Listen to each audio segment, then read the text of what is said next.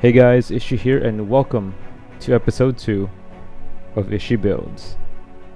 Now in today's episode we are going to check out one of my latest prototypes, introducing the Octo Mark 1. And as you saw from the beginning part of the show, just a little bit of a preview of what it could do. Packs quite the punch.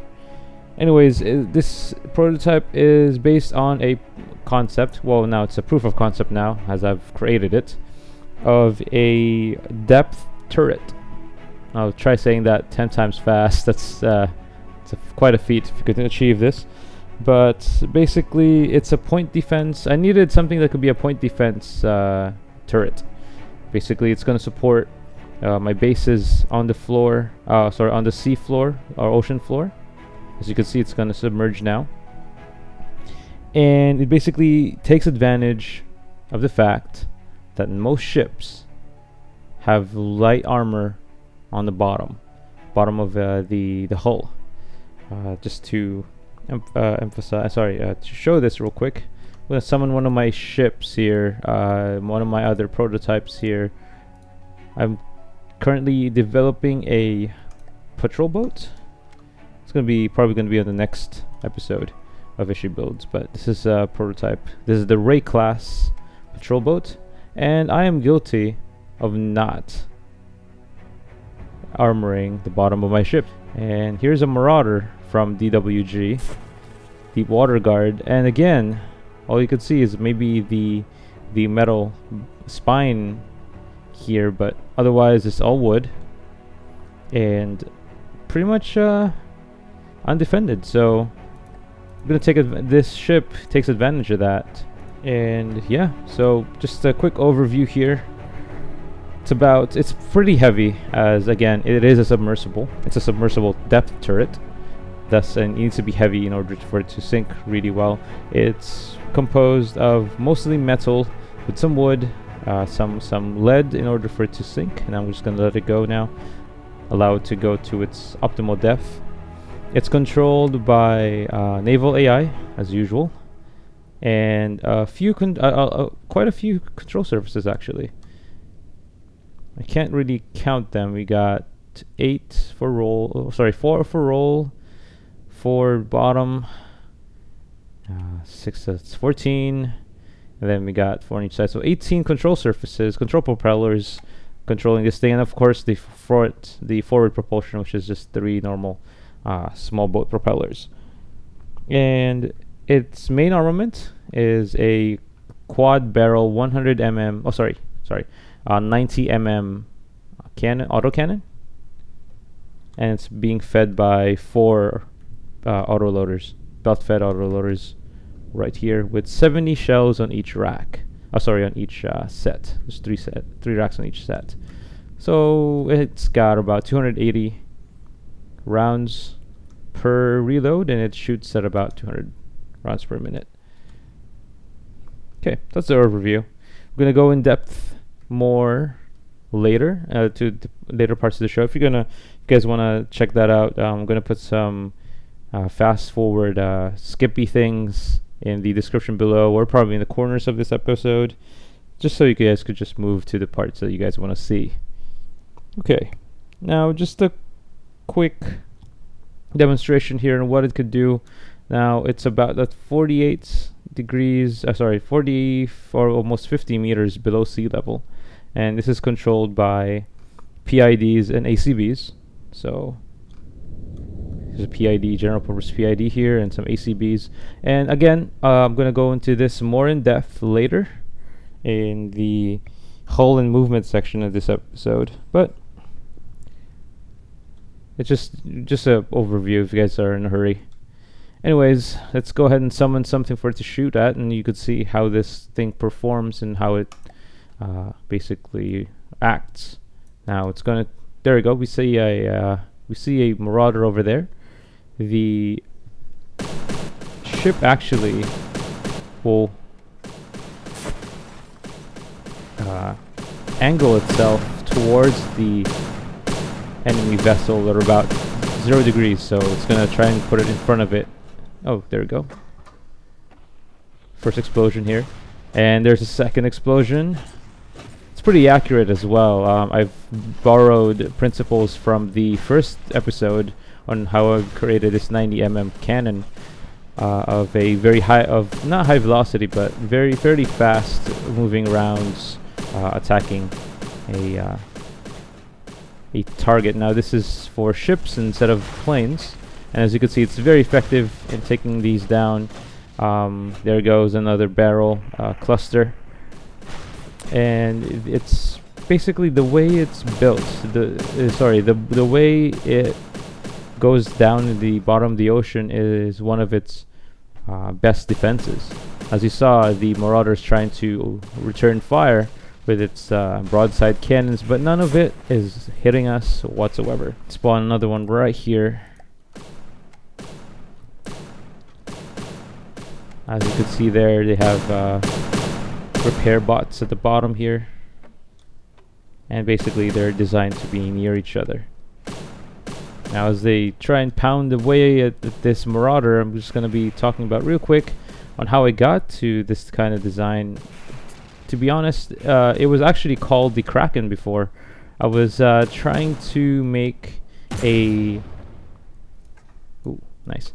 I'm trying to make a depth charge, basically a small vessel that's going to be spawned in from a mothership or a mine layer ship or something, and it's just going to be dropped into the ocean. Then it's going to wait for something to get near it, then it's going to harpoon the thing that it's near to, and then with the use of drills and spikes, if you could see, I guess, where I was going with that here, I basically it's basically going to ram itself into the enemy ship and blow itself up along the enemy ship.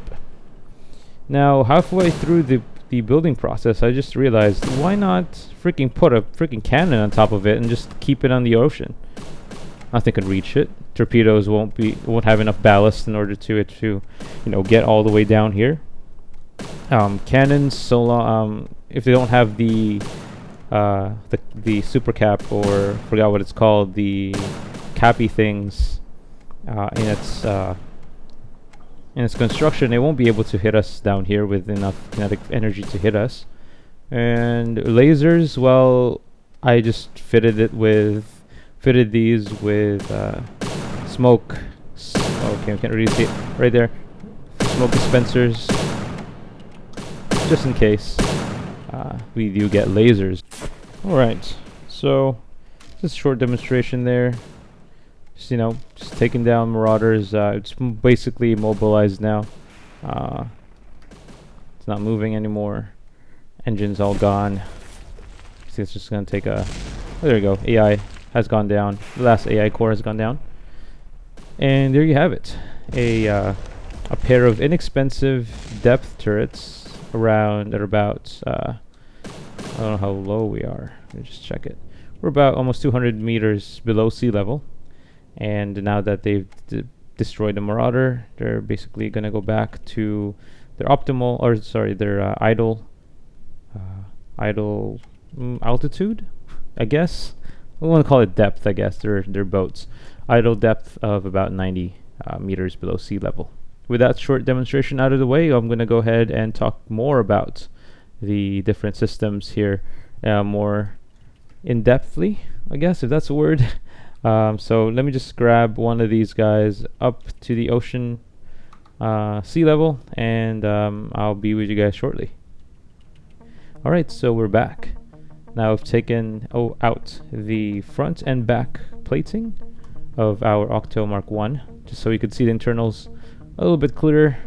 We couldn't do the, all tiny mode here, but I think it'll give you guys a clearer view of the internals with just taking away the walls. So I guess we'll start with ammo types. Again, I was inspired by how effective the cannon for episode 1, the Rieger cannon. But basically now I'm taking it to the bottom of the ocean, so we had to do some changes to it. So again, they're alternating. I have two ammo types here. I'm just going to start with this one you guys have seen if you watch episode 1, the AA rounds.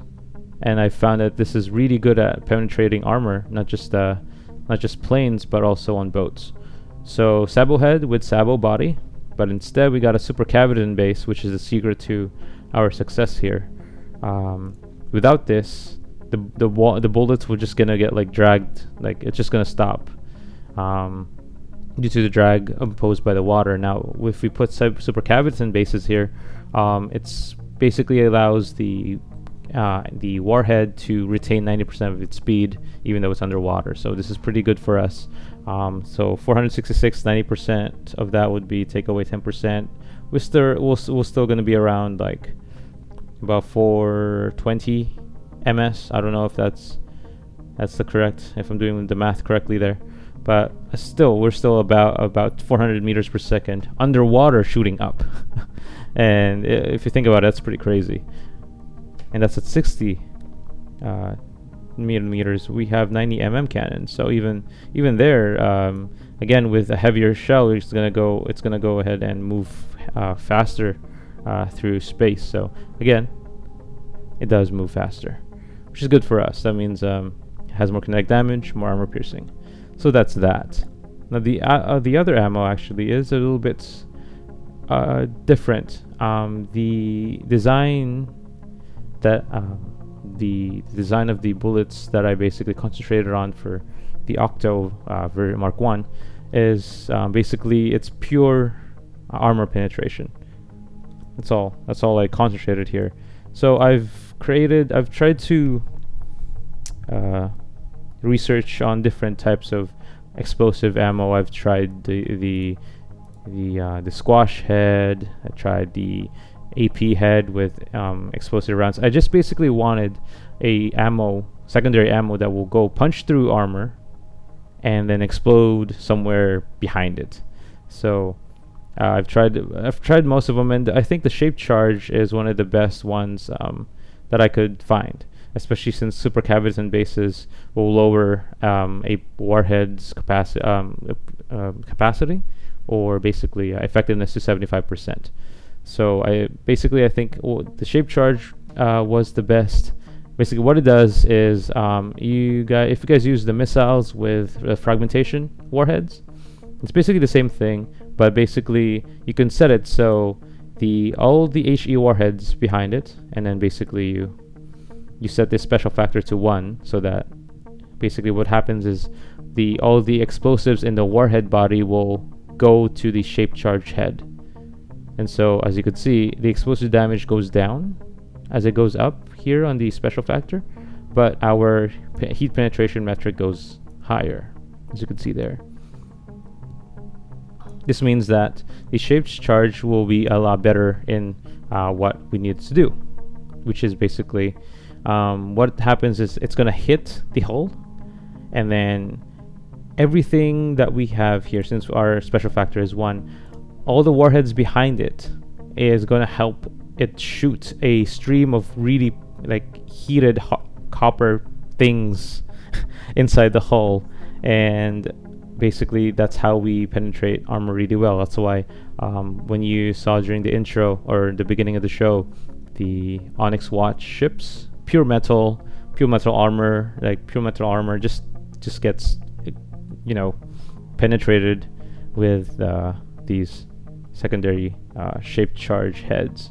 So talk too much about that, but basically there you go. We got pure armor piercing just kinetically, and then we have something that will basically spew out fragmentation pieces of copper in order to hit the ammo barrels that are being protected underneath.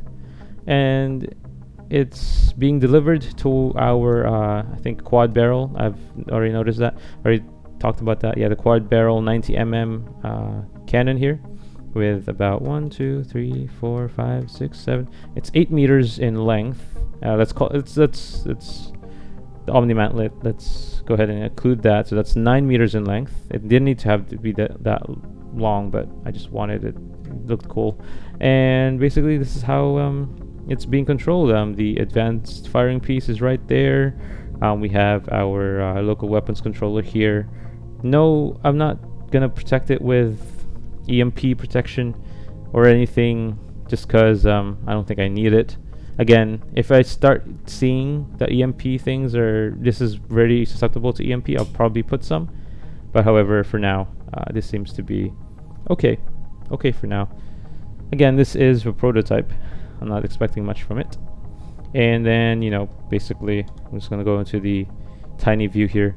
And then the gauge increase, and the cooling units are horizontally mounted, left to right on the body. And you have the four, you know, belt-fed autoloaders on the sides. Okay, that's pretty much it for the guns. Okay, so let's get on with how the heck does this thing know how to how low in altitude we should go, or you know, how I make it so that the ship will actually angle itself in front of the enemy ship so that the gun can fire. Well, the secret is in the PIDs and the ACBs. So I think PID stands for post-integral, actually post-integral something. Don't remember. Let me just real quick here look it up. Post-integral derivative controller. There we go. Basically, it's going to take in the status of the ship in real time and then apply corrections to it depending on your settings here. So integral time is basically how, if it's at no limit, basically there's no a delay in terms of whenever it's checking if you're in the correct value. So at this point it's at 90 meters below sea level. It's got different tasks that you could keep make it control. So right now we're at air pump altitude. Basically this will tell everything, all the air pumps in the ship, to try, and it's going to adjust the buoyancy so that we're only going to be at 90 meters below sea level. It's a bit hard to explain how it works, but basically just imagine this as a ACB, but it's from the olden days, but it's constant. It's actually smart. As you can see, it's dynamically changing the buoyance fractions of each freaking air pump in the vessel here, just so that we stay at a constant about 90 meters below sea level. See, I think it's at 94. I don't know why it's at 94, but we're gonna stay a bit, not a bit, but you know, pretty close to this 90 meters below sea level depth. Now, this is just cruising. This is without any enemies available. In the area. Now, when an enemy shows up, actually we have these ACBs here that are basically here. When the enemy it's not present, which is here in the input, change the PID value, see here, to -90. So basically, no enemies, keep at 90 meters below sea level. Now, next up is when enemies do appear, again here on the input side, change the PID to 180. So this will dive almost to the bottom, 180 meters below sea level. It's basically going to tell the PID, okay, enemies are here. Set your altitude to -180, and the PID will control all the air pumps to basically turn it all off, and then just let the boat sink to the bottom of the ocean. Alright, so now we've learned how the PID controls our altitude or our depth. Now, I guess now you guys are wondering how I'm controlling or letting this ship pitch forward when an enemy is present, without the use of the Lua blocks. Now again, I would like to make a Lua code, custom code for this guy, just so I'm more accurate in terms of how I'm facing the enemy. But for now, that's a lot of work. For now, I just got around that by using PIDs and a bunch of ACBs here. So okay, so its default setting without any enemies, basically it's defaulted to pitch forward at about 5 degrees. I don't know why 5, just sounds cool to me. 5 degrees forward. And then basically, this is the no enemies ACB. Basically, it's going to reset it back to -5 when there's no one around. Now for the others, in terms of distance, we got let's see here. Okay, if the enemy, okay, this one first. So if the enemy is here, it's just an if-then statement. If it's close, basically, if the enemy is close, then just go ahead and forward pitch yourself to 10 degrees. Good enough. Now if the enemy is a bit farther, let's just say in between, yep, so around 100 and so 351. If it's farther than 351 meters away from us, then I'm telling it to almost go to, I mean, more than a 45-degree angle. Pitch forward 55 degrees, just so that our cannons can reach the enemy. And then finally, if the enemy is getting closer here, about if it's less than 350 but more than 150, go ahead and just give yourself pitch forward a modest 35 degrees. Now this basically helps the cannon pitch forward and eventually let's see here, so the shuriken is about 400 meters away from us. So if where's 400 meters away from us, so you can see here it's pitching itself forward so that the cannon can fire, and you just saw that I just slaughtered the shuriken right there really quickly. Again, it's the perfect point defense weapon. It's pitching itself forward, and then now it's done. As you can see, it goes back to its 5-degree angle pitch. Alright, so that's basically how it is. I made it more complicated than it's supposed to be, but you know, without the use of Lua blocks. That's how the Octo Mark 1 controls its altitude and controls its pitch. Alright, so that's pretty much all I can talk about with this this guy here. It's a monster truly from the depths. It's supposed to actually work in pairs, so actually I'll give you a little brother here. Here we go. Okay, they're gonna try and stay about 50 meters away from each other, so they're gonna start separating here as the naval AI is controlling them. And again, their top speed is about I've measured it, it's about half a meter per second.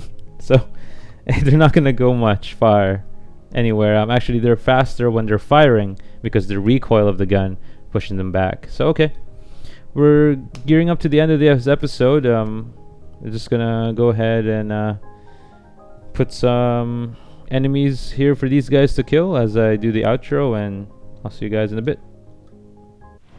Alright, so as we do the outro here, actually, a bunch of dusters getting their asses whooped. Go ahead and press that like button, hit subscribe as well. Hope you guys enjoyed this episode. I got more things coming up. Hopefully pretty soon. I gave you guys a little bit of sneak peek on one of the projects I'm building, which is the patrol boat, as I demonstrated about at the beginning of this episode. Whoa. Okay, that was close. I didn't know those missiles can dive that far in. Wow. And yes, join me next time for more IsHy Builds, more explosions, more things that go boom boom and pow pow. There we go. These things are superb at hunting these slow things. And yeah, I'm just gonna go leave you guys with just a few slow, some B-roll shots of these things destroying, you know, pretty much anything that they see. Guess I'll put in a P-quad, why not? And I'll see you guys on the next episode. Okay. You guys take care. IsHy out.